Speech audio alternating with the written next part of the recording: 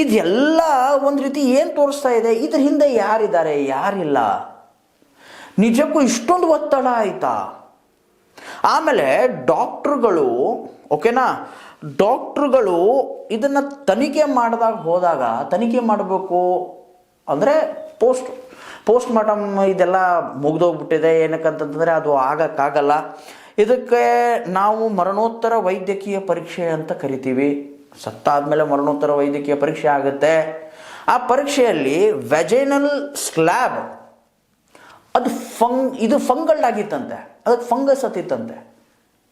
ಅಂದರೆ ಎಕ್ಸಾಕ್ಟಾಗಿ ಆ ಹೆಣ್ಣು ಮಗುವಿನ ಮೇಲೆ ಯೌನ ಶೋಷಣೆಯನ್ನು ಮಾಡಿದಂಥವ್ರದ್ದು ಇದನ್ನು ಸಿಗಬಾರ್ದು, ಅಷ್ಟೊಂದು ಕೆಡಿಸಾಕ್ಬಿಟ್ಟಿದ್ರಂತೆ.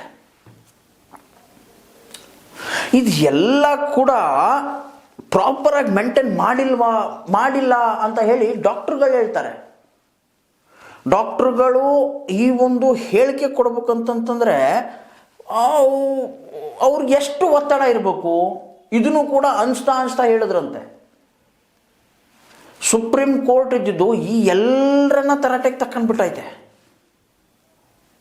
ಹೌದು, ಅಶುತೋಷ್ ದುಬೆ ಅಂತ ಹೇಳಿ ಸುಪ್ರೀಂ ಕೋರ್ಟ್ನ ಒಬ್ಬರು ಒಳ್ಳೆ ಅಡ್ವೊಕೇಟು, ಒಳ್ಳೆ ಲಾಯರು,